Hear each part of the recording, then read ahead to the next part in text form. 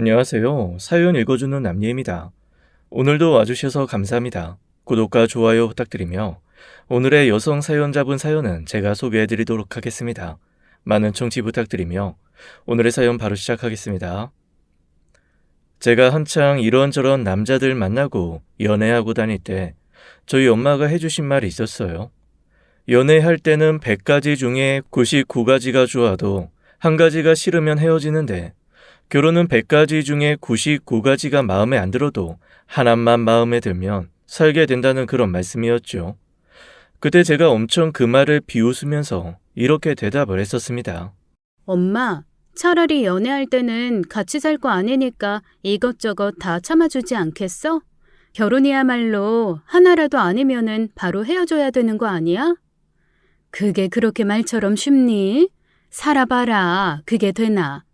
그리고 결혼까지 할 정도로 그 사람한테 푹 빠져 있으면 그 한 가지 장점 때문에 99가지 단점이 안 보여. 그게 사람이야. 아주 지독한 허점이지. 사실 엄마가 그런 말씀을 하신 데는 저희 아빠 탓도 좀 있기는 합니다. 저희 아빠가 그야말로 99가지 단점을 가지고 있는데 사람이 참 착하다는 한 가지 장점 때문에 계속 엄마랑 살고 계신 분이었거든요. 제 결혼 조건은 실상 딱 하나밖에 없었어요. 번잡스럽지 않은 거요. 저희 집이 그 어렵다는 1년에 제사 50번 넘게 지내는 집입니다. 제가 장녀라서 어렸을 때부터 정말 제사를 지긋지긋하게 챙겼어요. 그렇다고 아빠가 장남도 아닙니다. 그 많은 제사에 질려 아빠의 형, 즉 제 큰아버님은 마누라 도망갈까봐 결혼 2년 만에 훌쩍 해외로 이민을 가버리셨습니다. 애지중지 키운 장남이 한국 땅을 떠나 산다는 것 자체가 충격이었던 할머니는 그날부터 머리 싸매고 누워 계시다가 두 눈 시퍼렇게 뜨고 돌아가셨어요. 이민 간 지 1년 만에 혼자 돌아와 장례만 치른 큰아버지는 자기는 종교도 생겼고 더 이상 제사 같은 거 치를 필요 없다고 딱 정리하고 떠났습니다. 그런데 아빠 집이 무슨 문중에 속해 있는, 여튼 돌아가신 할머니 외에 잔소리할 어른이 좌우로 한다 쓰이는 그런 집이었던 거죠. 외국으로 내뺀 장손을 들들 볶을 수는 없으니까 그 어른들이 돌아가면서 남아있는 차남인 아빠와 엄마를 들들 볶아댄 겁니다. 조상님 뵐 낯 없다느니 제사만 잘 지내주면 문중 땅중 일부를 명의 변경해주겠다느니 저희 엄마 아빠 귀가 팔락거릴 소리를 끝없이 한 결과 홀린 듯 첫 제사상을 엄마가 거하게 차려낸 게 시작이었습니다. 그날부터 엄마는 제사상을 차리고 치우고 차리고 치우는데 일생을 바쳤고 저는 그 일을 돕느라 어린 나이에도 눈 감고 전 뒤집는 신공을 발휘할 정도가 된 거죠. 오죽하면 어린 제가 일기장에 쓴 소원이 조상님들이 다 돌아가셨으면 좋겠다고, 얼른 다들 없어졌으면 좋겠다고 쓴 거였다니까요. 어린 마음에 조상님이 이미 돌아가신 거 모르고 이렇게 힘들게 상차리게 하는 조상들 다 죽어 없어졌으면 좋겠다 라고 생각을 했던 거죠. 그 일기장을 보고 저희 담임 선생님이 엄마를 학교로 초출하신 적도 있습니다. 당시만 해도 일기 검사를 할 때였고 조금만 아이가 이상하다 싶으면 선생님이 부모 호출을 할 수 있었거든요. 무슨 영문인지 몰라 머뭇머뭇 선생님한테 간 엄마에게 선생님은 대체 제사가 몇 번이나 있길래 아이가 누군가가 죽었으면 좋겠다는 말을 쓰는지 물어보셨다고 하네요. 하긴 초등학교 저학년 아이가 악에 바쳐서 일기장에 누군가가 죽었으면 좋겠다고 저주처럼 휘갈겼으니 선생님으로서는 걱정도 되고 궁금도 하셨을 겁니다. 그날 저희 엄마가 한 대답은 이후 몇 년간 학교에 전설처럼 남아있는 대답이 되었습니다. 총 59번이요. 네? 59번이요? 아니, 제사를 59번을 지내신다는 거예요? 1년에 365일이면 한 달이 4주라고 치면 1년이 48주에서 50주밖에 안 될 텐데 제사가 그렇게 많으면 대체 안 지내시는 날이 없는 거예요? 네, 그냥 매주 제사 지낸다고 생각하시면 돼요. 처음에는 제 일기장을 보고 당황해 하셨던 저희 선생님은 나중에는 그런 저희 집 상황에 더 당황하셨습니다. 그리고 저 대답은 제가 중학교, 고등학교를 가서도 오히려 다른 사람들이 이런 집 있다던데 소문 들었어? 하고 되묻는 전설 같은 이야기가 되었죠. 야야, 나 예전에 진짜 이상한 집 얘기 하나 들은 거 있어. 나 중학교 다닐 때 우리 중학교 다니는 애 중에 세상에 매주 제사를 드리는 집이 있었대. 거의 60번에 달하는 제사상을 다 차렸다고 하더라. 미친 거 아니니? 요즘 같은 시대에. 그렇지, 미쳤지. 요즘 같은 시대에. 그 집 애가 글쎄 얼마나 어렸을 때부터 음식을 도왔는지 저는 눈 감고도 부친대. 아유, 전뿐이야? 과일 쌓는 건 거의 미장 달인 벽돌 쌓는 거보다 더 잘해. 기막히게 수평 맞춰서 산처럼 쌓는다니까. 진짜? 너 봤어? 누군지 알아? 알지. 아주 잘 알지. 네 눈앞에 있잖아. 그 집 딸. 여기 나. 이런 식으로 친구들을 당황하게 만든 게 한두 번이 아니었습니다. 그래서 저는 처음부터 결혼 조건은 딱 하나였어요. 시부모님이 참견하셔도 되고 다 괜찮은데 제사 없는 집, 그리고 번거롭지 않은 집, 무조건 그런 집에 시집을 가야겠다는 생각을 했습니다. 엄마가 얘기한 100가지 중에 99가지 다 괜찮은데 단 하나, 제사 안 지내고 사람이 북적거리지 않는 집이라면 저는 결혼해서 살 수 있다는 생각을 했죠. 단촐하게만 살 수 있다면 천에 고하여도 좋았습니다. 형제간의 불화가 커서 척을 지고 사는 사람도 상관없었습니다. 그저 기름 냄새가 집에서 나지 않아도 되는 그런 집안으로 시집가고 싶은 마음뿐이었지요. 사람이 무언가 바라면 그래도 비슷하게 이루어지기는 하나 봐요. 회사 다닐 때 같은 회사 직원의 소개로 만난 지금의 남편은 정말 인간관계가 좁은 사람이었습니다. 아니, 뭐랄까, 인간관계가 좁다기보다는 그냥 세상과 별로 교류하는 것을 원하지 않고 물에 물 탄 듯, 술에 술 탄 듯, 풀뿌리 사이 풀뿌리처럼 사는 그런 사람이었다고 할까요? 오죽하면 저한테 소개해줬던 회사 사람도 저한테 이렇게 말하더라고요. 사실 그렇게 친한 거 아니야.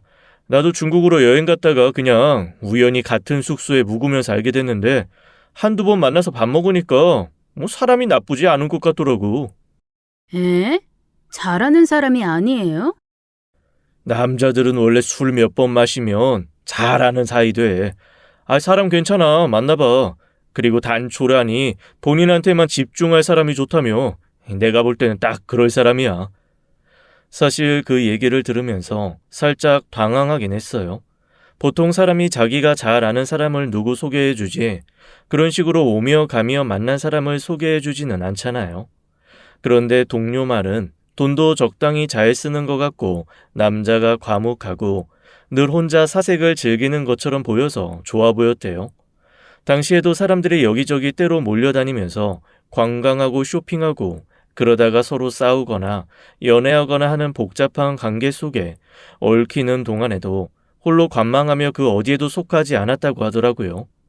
뭐 남자가 남자를 보는 눈이 더 정확하다니 한번 속는 셈 치고 만나보기나 하자 하는 생각을 했습니다. 어차피 소개팅이라는 게 만나서 서로 마음에 안 들면 그날 먹은 거 각자 계산하고 집으로 오면 그만인 거니까요. 그렇게 별 기대 없이 나간 소개팅 자리에서 만난 남편은 처음부터 제 관심을 끌었습니다. 만나고 나니 일단 말없이 과묵한 게 너무나 마음에 들었습니다. 그렇다고 사교성이 없거나 사회성이 부족한 것도 아니었습니다. 주문을 하거나 자기의 의견을 피력해야 할 때는 또 제대로 잘 하더라고요. 다만 그 외의 관계에 일절 관심이 없는 것뿐이었습니다. 딱 할 말만 하는 군더기 없는 성격이더라고요. 가만히 얘기를 들어보니 가족 관계도 몹시 단촐했습니다. 어렸을 때부터 따로 나와 사느라 부모님과도 교류가 크게 없고 친구도 그다지 많지 않은 듯 했습니다. 형제에 대한 얘기도 듣지 못했고요. 뭔가 저한테만 집중해주고 기타 다른 번잡스러운 상황 만들지 않는 사람을 원하는 그 조건이랑 너무 부합이 된 거죠. 회사 동료가 나름 잘 어울리는 사람을 소개해줬다고 생각이 들었습니다. 들어보니 평범한 회사를 다니기는 했는데 단 하나 좀 마음에 걸리던 게 해외 출장이 잦다는 점이었어요. 아무래도 해외를 자주 왔다 갔다 하면 연락하는 것도 쉽지는 않고 자주 만나기도 어려울 테니까요. 그런데 그런 제 마음을 읽기라도 한 듯 그가 그러더라고요. 저랑 정식으로 만나게 되면 저한테 집중할 거라고요. 그동안 너무 출장을 많이 다녀서 당분간은 제가 안 간다고 해도 아마 그러라고 할 거예요. 저한테 미안해서라도. 그래도 꼭 가야 할 때는 짧게, 될 수 있으면 짧게 갔다 올게요. 사실 뭐 그것도 일 때문에 왔다 갔다 하는 거니까 제가 뭐라 할 일은 아니었지만 말이라도 그렇게 해주는 게 고마웠습니다. 출장도 그의 성격도 결혼할 때 크게 신경 쓸 만한 요소는 안 되었던 거죠. 저희는 1년의 짧은 연애 끝에 결혼을 했습니다. 결혼식도 스몰 웨딩 하자고 해서 양쪽 부모님 그리고 일가 친척 일부만 모시고 간단하게 결혼을 했습니다. 저 시부모님도 상견례 전에 딱 한 번 만나고 결혼식장에서 본 이후에 결혼생활 4년 동안 시부모님 얼굴 본 게 2번이 안 돼요.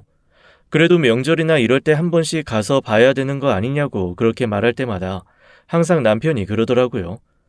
원래 다 큰 자식은 무소식이 이소식이야. 아이 가끔 전화 드리잖아. 자식은 독립해서 살면 그냥 자기 인생 잘 꾸리면서 사는 거 그게 좋은 거야. 그래도 우리처럼 이 정도로 안 찾아가는 집 없는데. 남들도 다 귀찮아 하잖아. 가기 싫어하는 거 안 가는 건데 뭐.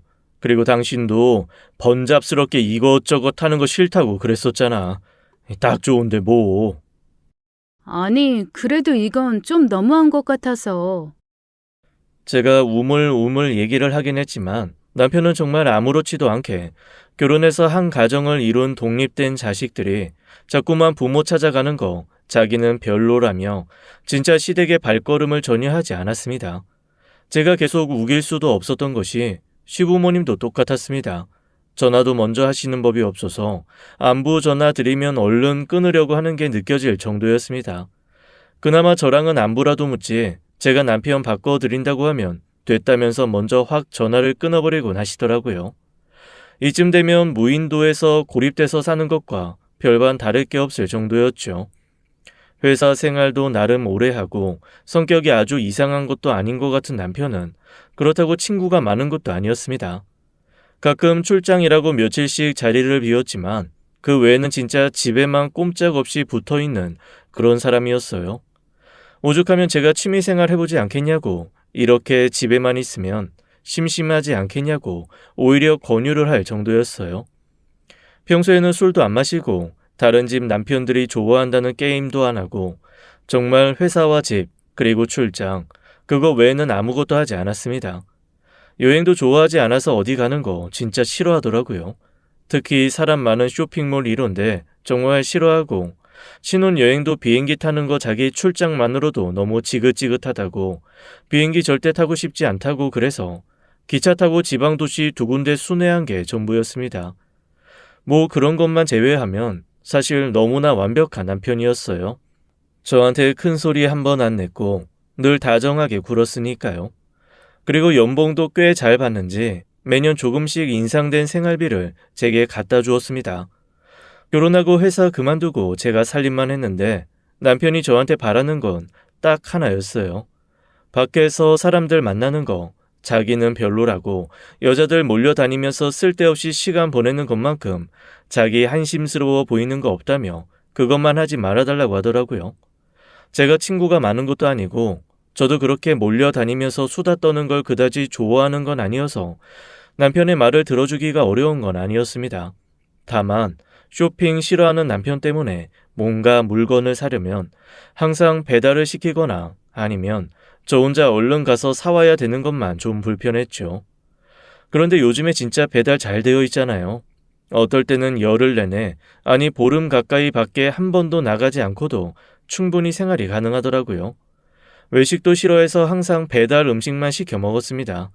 거참 아무리 제가 번잡스러운 거 싫고 이런 거 저런 거 챙기는 사람 싫다는 마음을 간직하고 있었지만 이 정도까지 아무것도 안 하는 사람을 만나서 살 거라고는 생각 안 했죠. 저희 결혼 생활은 무난했습니다. 아이를 좋아하지 않는 남편 때문에 아이 갖는 걸 좀 미뤘을 뿐 저희 둘은 서로 큰 불만 없이 다정하게 잘 지냈어요. 그런데 어느 날부터인가 남편이 조금 이상하게 굴기 시작했습니다. 평생 친구 한 번 안 만나던 사람이 갑자기 어느 날 친구를 만나기로 했다면서 퇴근하고 돌아와서 불쑥 집 밖을 나가는 거예요. 연애할 때, 결혼할 때 그 남편을 알고 지낸 10년이 넘도록 단 한 번도 없던 일이었습니다. 오죽하면 제가 너무 놀라서 당신한테 친구가 있냐고 눈을 동그랗게 뜨고 물어봤을 정도였다니까요. 저희 아무리 스몰 웨딩을 했다지만 그래도 저는 제일 친한 친구 2명은 결혼식에 참석을 했거든요. 그런데 남편은 정말 친구도 단 한 명도 오지 않았습니다. 회사 동료조차 없이 진짜 딱 가족만 결혼식에 참석한 거 보고 나중에 제 하객들이 걱정을 했을 정도였어요. 저렇게 인간관계가 좁으면 뭔가 사회생활에 문제가 있는 거 아니냐고요. 그런데 몇 개 좀 까다롭고 이상한 구석이 있기는 해도 딱히 거슬리거나 사람 귀함하게 만드는 건 아니었거든요. 대신 정말 사람 많은 거, 낯선 사람 만나는 거, 여기저기 돌아다니는 거 싫어하고 한번 집에 들어오면 나가지 않는 성격일 뿐인 거죠. 그 정도로 인간관계에 좁고 폐쇄적인 사람이 갑자기 친구를 만나기로 했다면서 밤에 나가니 제가 얼마나 놀랐겠어요. 제가 농담 반 진담 반 소개 좀 해달라고 했더니 남편이 얼굴을 싹 싸늘하게 굳힌 채로 그 정도 친구는 아니라고 그냥 잠깐 나가서 얘기만 하고 들어오겠다며 나가더라고요. 그리고 새벽 2시가 다 됐을 무렵 살짝 술에 취해 들어왔습니다. 이게 참 이상하더라고요. 평소에 그런 짓을 안 하던 사람이 그렇게 술 먹고 늦게 들어오니까 뭔가 좋기도 하고 서운하기도 하고 애매한 기분이었습니다. 그래도 이 사람이 나름 인간관계라는 걸 하고는 사는구나 라는 안도감에서 오는 좋은 마음도 있었고 한편으로는 대체 이때까지 안 하다가 왜 갑자기 안 하던 짓을 하나라는 궁금증도 있었던 거죠. 그런데 한번 그런 식으로 친구를 만나고 들어와서는 또 한동안 친구의 친자도 꺼내지 않더라고요. 그래서 그때 잠깐뿐이었나 보다 하고 저도 무심하게 넘어갔죠. 그런데 그 친구 만나고 들어온 지 2달 정도 지났나? 어디선가 오는 전화를 받더니 또 친구를 만나러 가야겠다고 하는 겁니다. 여보, 근데 무슨 안 좋은 일 있어? 친구를 만나러 가겠다는 얼굴이 왜 그렇게 무서워? 아이, 무섭긴 뭐가 무서워. 그리고 오늘은 한두 명이 아니고 그 동창회처럼 좀 여러 명 만나는 날이었는데 내가 깜빡했네. 내가 오늘은 꼭 가서 좀 만나야 될 사람이 있는데 일단 나 좀 다녀올게. 당신 무슨 일 있는 줄 알았어. 표정이 안 좋아서. 아유, 그런 거 아니니까 걱정하지 마. 그리고 나 오늘 늦을지도 몰라. 먼저 자. 남편은 또 그렇게 저한테 별다른 말 없이 후다닥 나갔습니다. 어디 가서 만나냐는 말에 딱히 대답도 안 하더라고요. 뭔가 좀 이상했지만 그냥 남편을 믿고 무슨 일인지 말해줄 때까지 기다리는 수밖에는 없었죠. 그렇게 남편을 배웅하고 집에 들어왔는데 아이고 이런, 식탁 위에 남편의 지갑이 놓여 있는 겁니다. 제 남편, 남들 다 쓰는 핸드폰 페이도 안 쓰는 사람이거든요. 희한하게 사람이 엄청 아날로그여서 카드도 제 명의로 된 걸 받아서 쓰고 핸드폰도 제 이름으로 개통해서 씁니다. 처음에는 좀 이상해서 왜 그러냐고 몇 번 물어봤었거든요. 그랬더니 남편이 머쓱해하면서 이렇게 얘기하더라고요. 옛날부터 이런 종류의 기계가 나는 별로 안 친했어. 그래서 사실 전화도 만들고 싶지 않은데 일하려면 만들어야 되고 이런 식으로 막 개인정보 주고서 디지털 세상에서 내가 다 드러나서 사는 게 참 싫어. 아유, 그래도 세상이 변했는데 적응을 해야지. 언제까지 이러고 살 거야? 에이, 차치 말게. 이게 그냥 단순히 싫은 게 아니라 뭔가 공포? 그런 게 있는 것 같아. 유난히 결벽증 있는 사람들 있잖아. 그런 것처럼 나는 디지털, 개인정보 이런 거에 결벽증 있다고 그냥 그렇게 생각해주라. 나도 얼른 극복하도록 해볼 테니까 그 전까지는 자기가 나 좀 도와줘.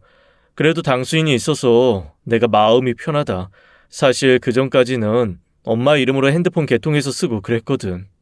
아우, 핸드폰 정도는 본인이 해. 그래야 페이 같은 것도 쓰지. 그거 다 귀찮다니까.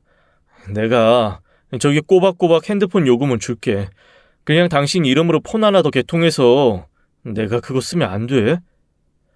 그런 몇 번의 투닥임 끝에 결국 저는 제 이름으로 핸드폰을 하나 더 개통해서 그걸 남편 손에 쥐어줬습니다.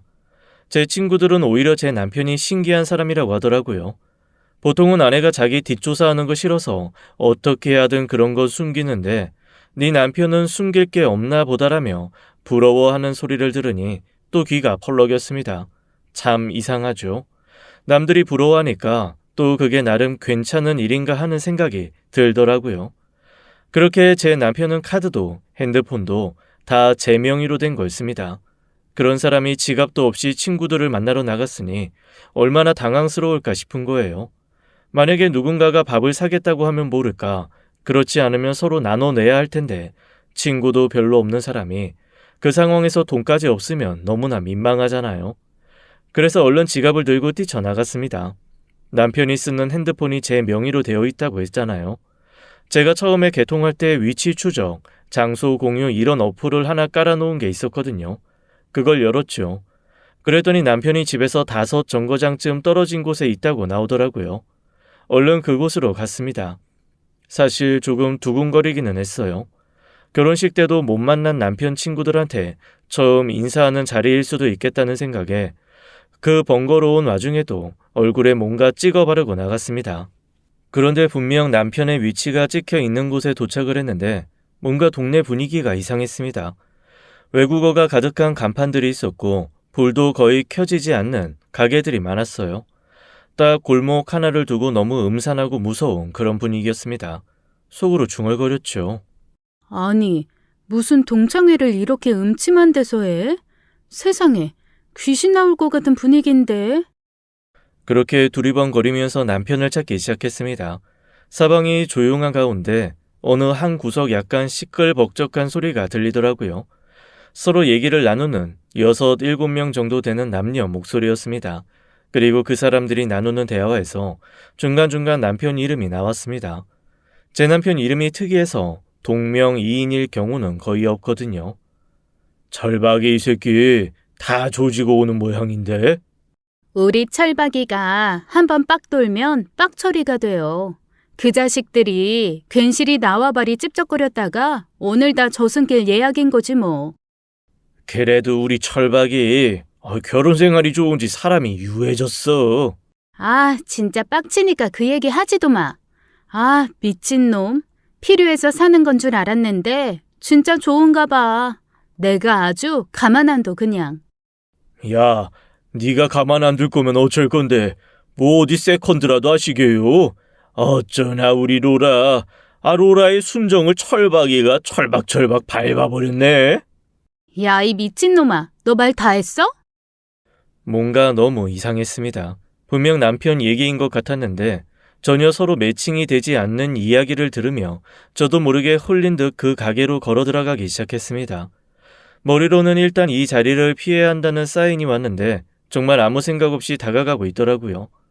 가까이 가서 들여다본 가게 안에는 온몸에 있는 대로 울긋불긋한 그림이 그려진 남녀 5명이 모여 앉아 담배도 아닌 이상한 연초를 피우면서 마작 비슷한 걸 하고 있었습니다. 옆에는 돈이 뭉치 돈으로 쌓여 있었고요.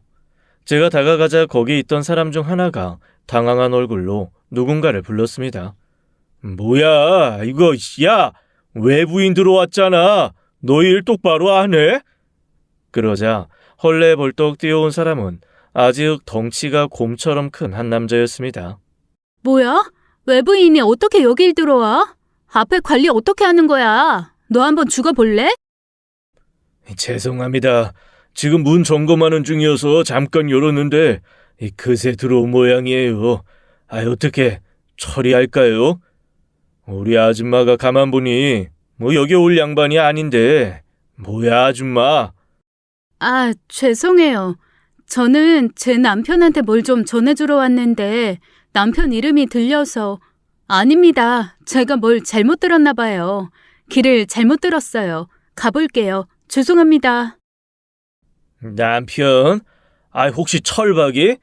당신 철박이 마누라야? 네, 부철박 씨가 제 남편. 와, 이 자식 진짜 하다 자기 마누라까지 데리고 와? 얘 완전 정신 빠졌네. 아닌 것 같은데. 저 얼굴 봐라. 저게 알고 온 얼굴이냐? 우리 철박이 와이프님, 뭐 아무것도 모르고 오셨어. 걔라니까. 철박이가 애들 담글 때 꼬랭지 달고 오는 거 봤어? 이 빼박 모르고 온 얼굴이지. 그나저나 철박이 알면 난리 난다. 우리까지 없애버린다고 펄펄 뛸걸? 아, 왜? 이참에 그냥 다 까발리고. 야, 닥쳐라. 철박이가 세운 계획 엎으면 너라고 해도 용서 안 할걸? 아줌마, 우리 철박이가 뭔가 사정이 있어서 잠깐 일 좀 보러 갔는데 아줌마가 여기 있는 거 알면 아마 되게 빡칠 거예요. 우리도 다치고 뭐 아줌마도 다치고. 당황스러웠습니다. 이 사람들 말을 들어보면 제가 잘못 들은 게 아니라 정말로 제 남편이 이 사람들이랑 같이 있었다는 얘기잖아요. 그런데 아무리 봐도 남편이 함께 있을 만한 종류의 사람들이 아니었습니다. 제가 정말 싫어하는 것 중에 하나가 사람평 갈라서 이 사람은 이렇고 저 사람은 저렇다라고 규정짓는 거거든요. 어렸을 때부터 차별하면 안 된다는 가정교육을 받고 자라서 그런 걸 수도 있지만 일단 사람은 태어났으면 모두가 동등하다고 생각을 합니다.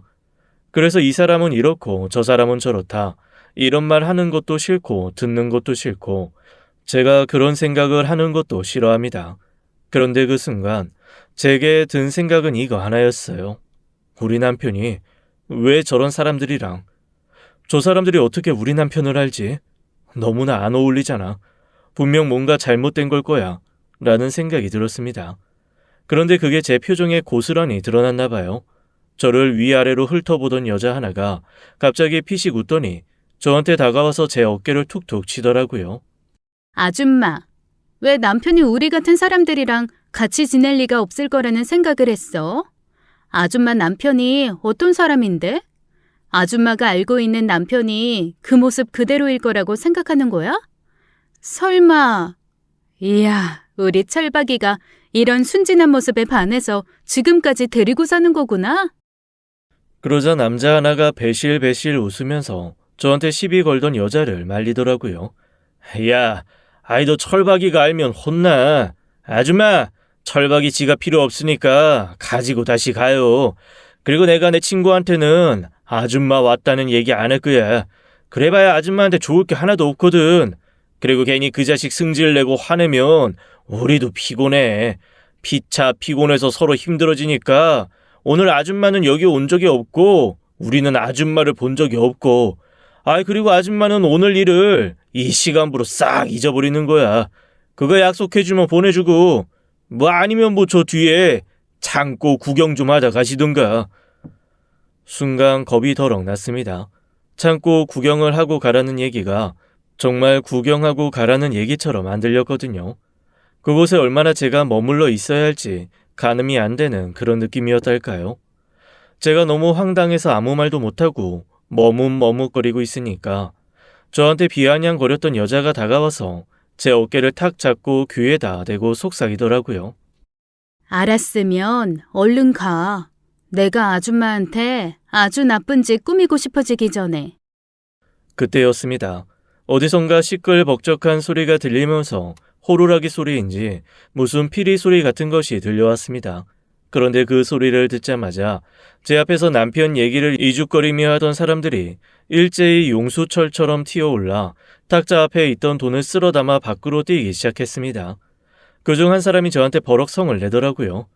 거기 그러고 있다가 뼈도 못 추려. 일단 튀라고.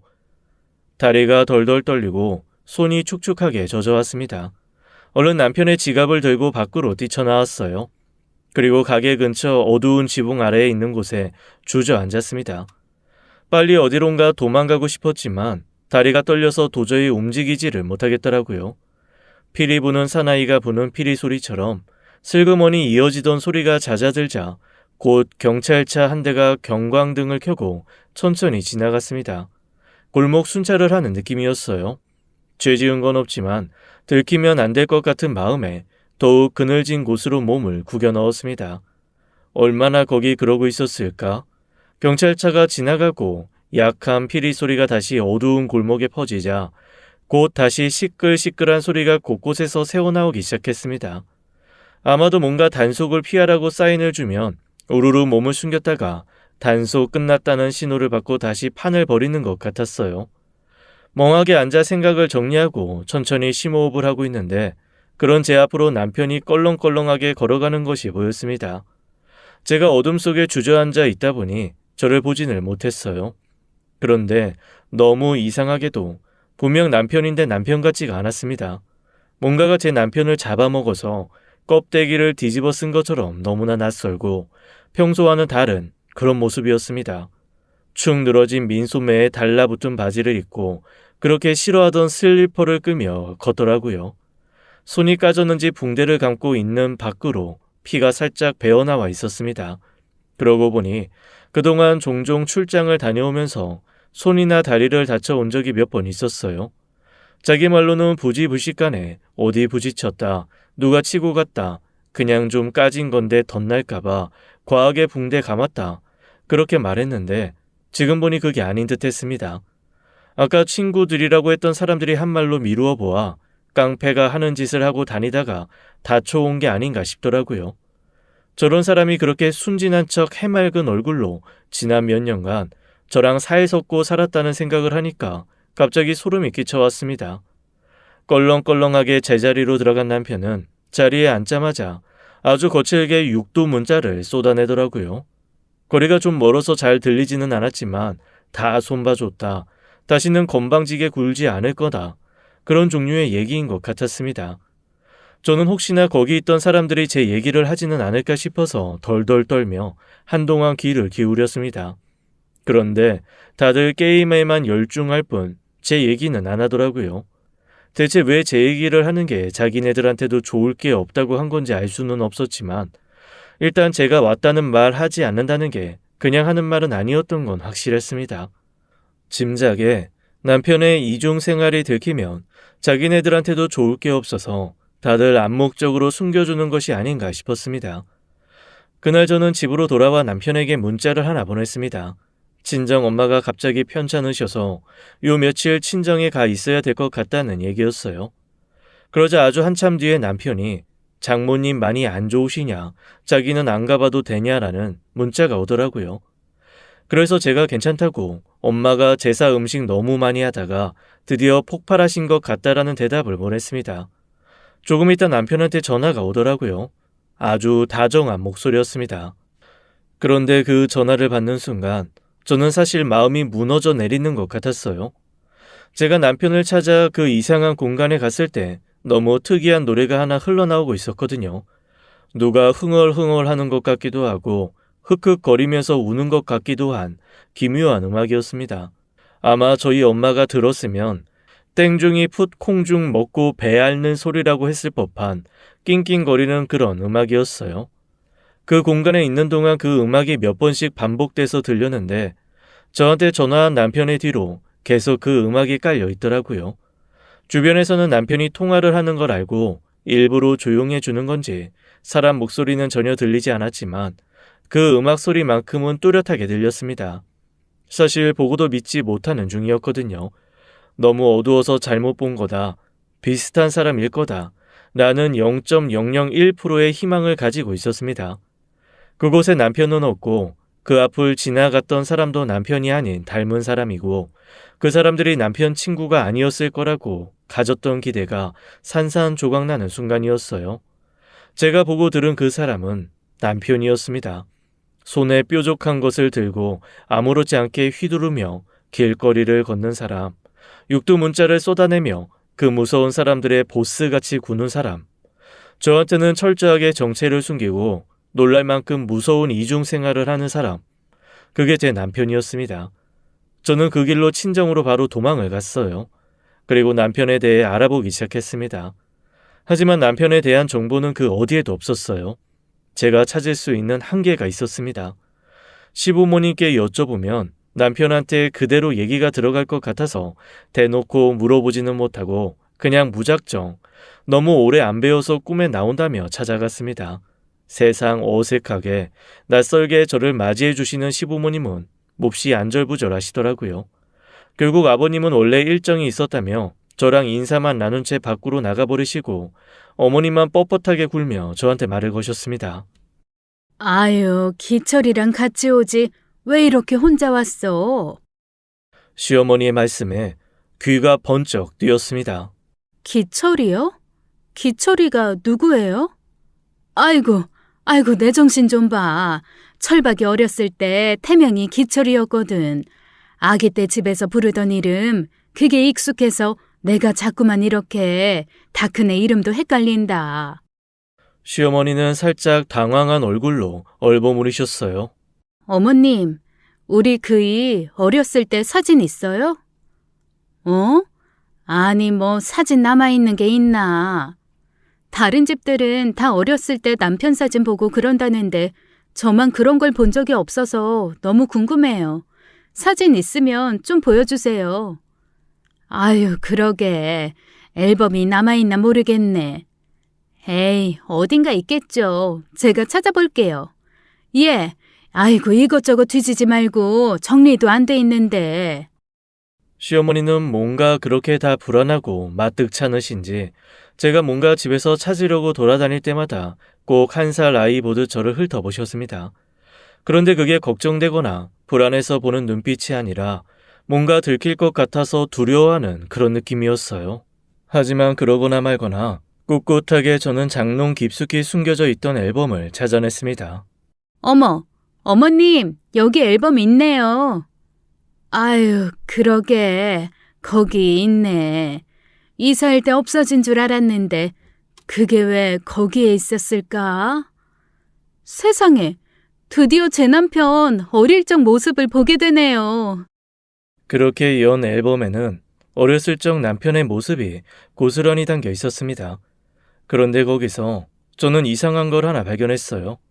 아주 오래된 사진이었는데 남편이 유치원 다닐 때 사진이었던 것 같았습니다. 보통 유치원에 다니는 아기들 가슴팍에 이름표 하나씩 달아주잖아요. 그 이름표에 어머님이 태명이라고 했던 기철이라는 이름이 딱 붙어 있었습니다. 보통 이름표를 태명으로 하지는 않잖아요. 저는 그제야 남편이 자기 이름도 속였다는 걸 알게 되었습니다. 그런데 저랑 혼인신고할 때도 분명 이름은 기철이가 아니었거든요.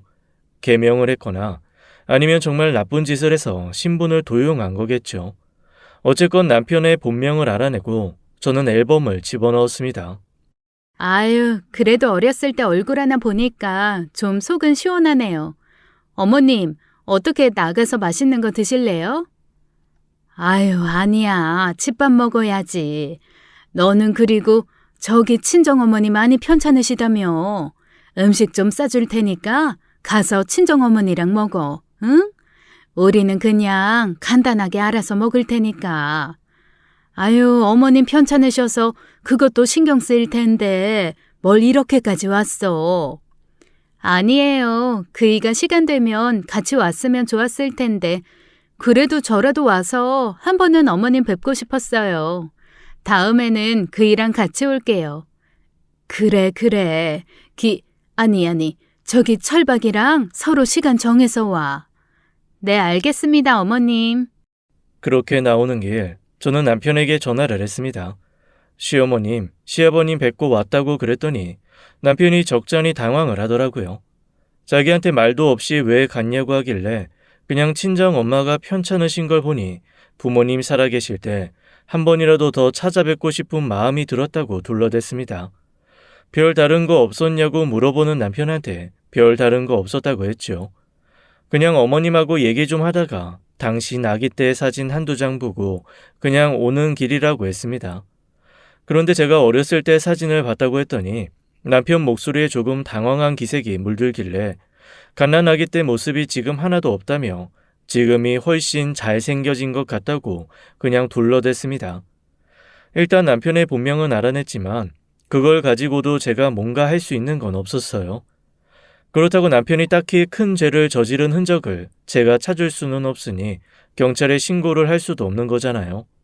어떻게 해야 될지 모르겠어서 마음만 흐트러져 가기 시작했습니다. 그런데 며칠이 지난 어느 날 한 여자가 저를 찾아왔어요. 남편을 찾으러 간 그 자리에서 저를 보고 비아냥거렸던 그 여자였어요. 화장을 싹 지우고 옷을 얌전하게 입으니까 전혀 못 알아보겠더라고요. 그때는 엄청 나이 들고 사나워 보였는데 화장기 하나 없는 얼굴에 밋밋한 옷을 입은 걸 보니 오히려 저보다도 좀 어려 보이는 듯 했습니다. 저는 그 여자가 남편과 함께 그날 그 자리에 있던 여자라는 걸 알고 좀 긴장하고 무서웠습니다. 왜 찾아오셨어요? 할 말 있어서. 저한테요? 무슨 얘기요? 저 남편한테 아무 말도 안 했는데. 나도 안 했어. 그냥 당신이랑 할 얘기가 있어서 찾아왔어. 다짜고짜 반말로 할 말 있어서 찾아왔다는 여자의 태도에 좀 빈정이 상했지만 어쩐지 비위를 건드리면 안 될 것 같아서 일단 존대하며 차분히 물었습니다. 그런데 무슨 얘기를 하려고 날 찾아왔냐고 묻자 그 여자 정말 귀신이라도 들린 것처럼 순식간에 돌변해서 저한테 으르렁거리기 시작했습니다. 언제까지 철박이 옆에 붙어 있을 거야? 붙어 있다뇨? 그게 무슨 얘기예요? 미쳤어요? 다짜고짜 찾아와서 이게 뭐 하는 짓이에요? 제가 정말로 영문을 몰라 대묻자 그 여자가 갑자기 화산이라도 폭발한 듯 저한테 성질을 버럭내며 온갖 얘기를 쏟아내기 시작했습니다. 처음에는 대체 이게 무슨 소린가 싶어 너무 어리벙벙했어요. 그리고 곧 정신을 차리고 조용히 핸드폰에 녹음을 시작했습니다. 여자 얘기는 너무나도 충격적이었습니다. 제가 알고 있던 남편은 완전히 처음부터 끝까지 거짓인 남자였어요.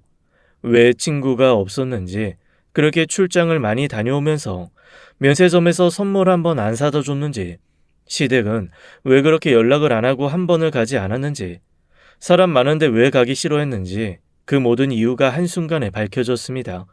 제 남편, 사기, 도박, 그리고 불법 약물 그런 걸로 인터폴의 수배가 된 수배자더라고요.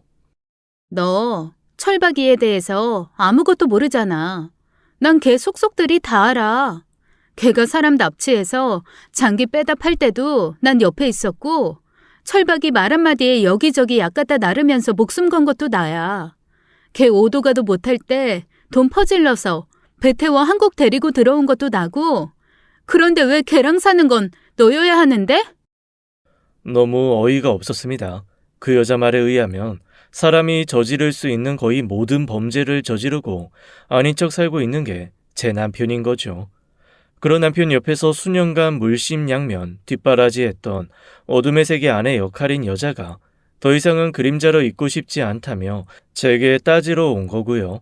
한마디로 제 남편으로 위장해서 살면서 제 카드, 제 명의 핸드폰을 쓰고 살았던 범죄자였던 겁니다. 제가 혼인신고했던 부철박이라는 사람도 남편이 누군가의 신분을 도용한 거였어요. 저는 완벽한 허상과 결혼 생활을 했던 겁니다. 본명으로 살 수 없으니 신분을 훔쳤을 거고 훔친 신분으로 여러 가지 경제적 활동을 하다 재수 없으면 꼬리가 잡힐 것 같으니 제 명의를 썼던 겁니다. 그제야 왜 그 사람 명의로 뭐든 안 하려고 했는지 알 수 있었습니다.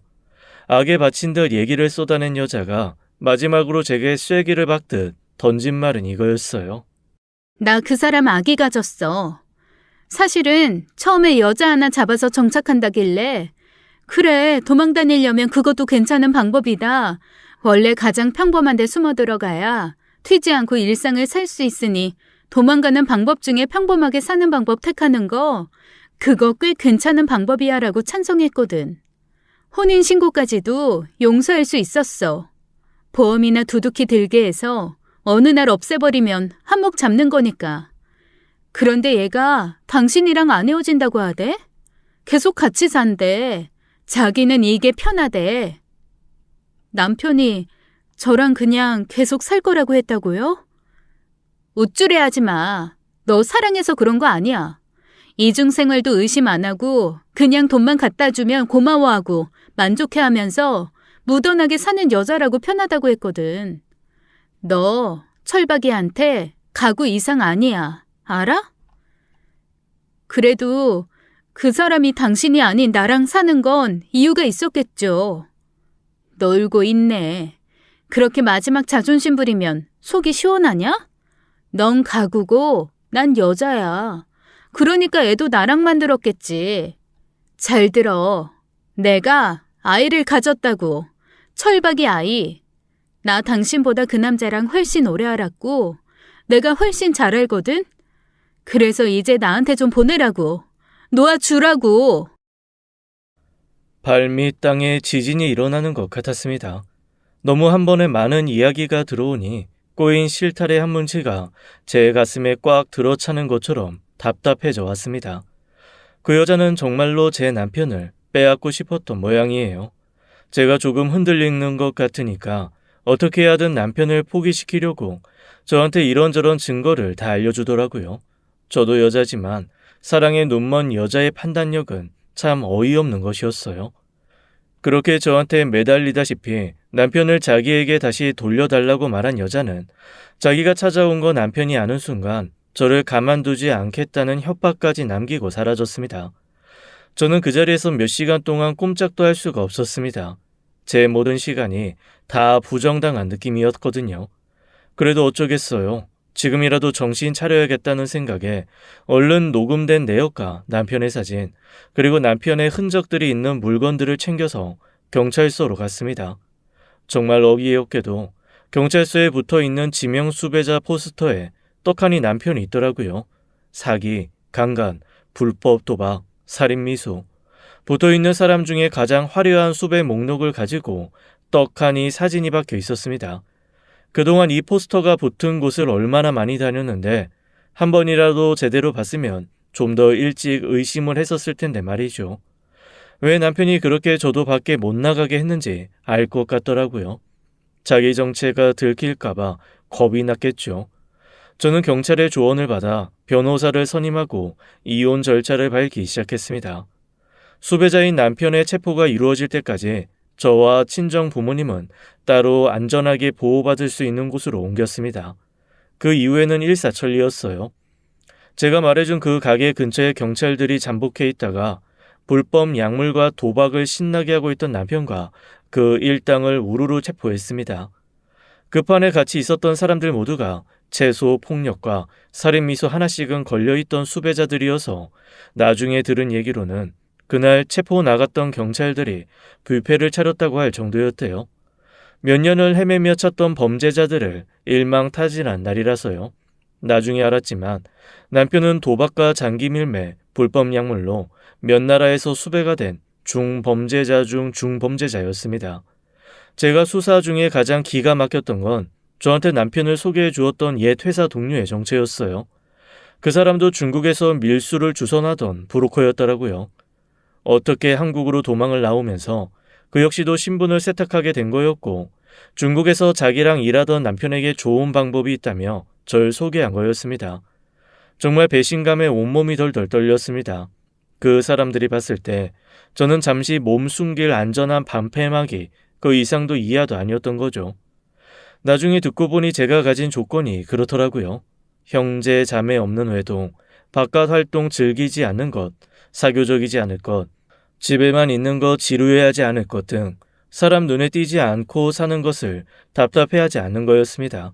참나, 그냥 살면서 너무 번잡스러웠던 게 싫어서 선택한 삶이 이런 어이없는 결과를 가져올 거라고는 꿈에도 생각 못했죠.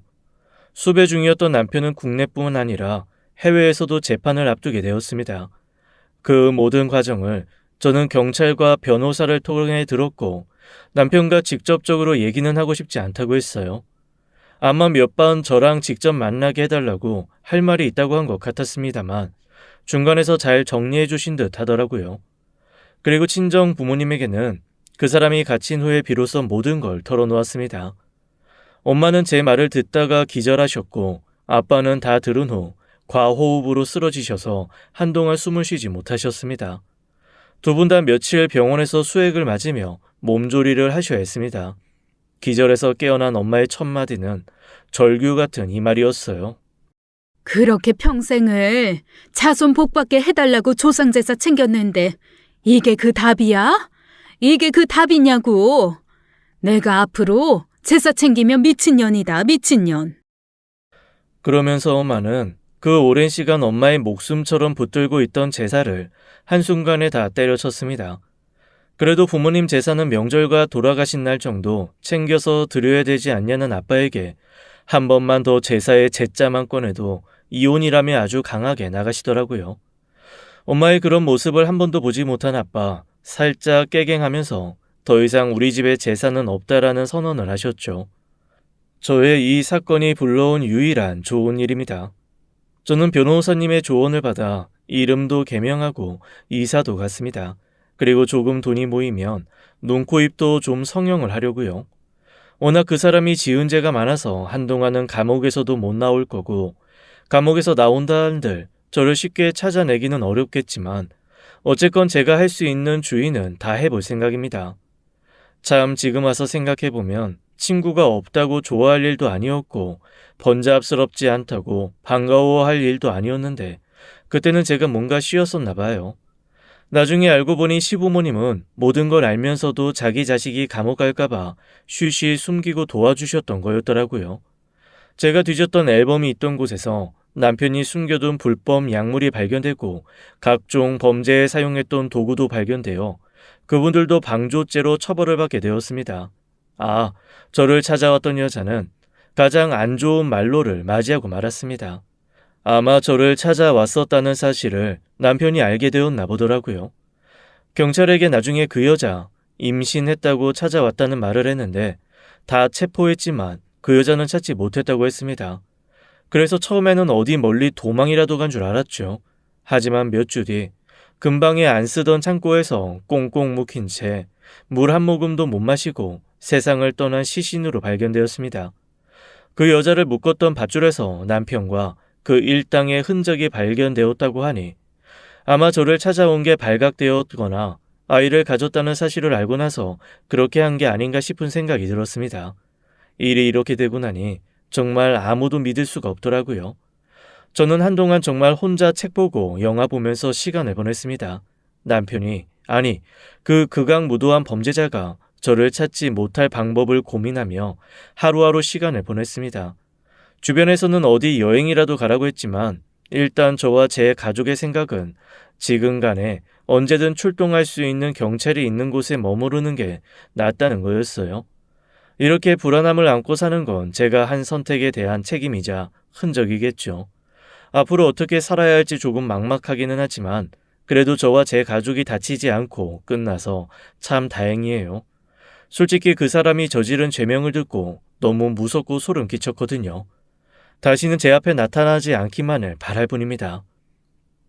지금까지 사연 읽어주는 남녀였습니다. 끝까지 함께 해주신 여러분 감사드리며 저희는 다음 사연으로 돌아올게요. 감사합니다.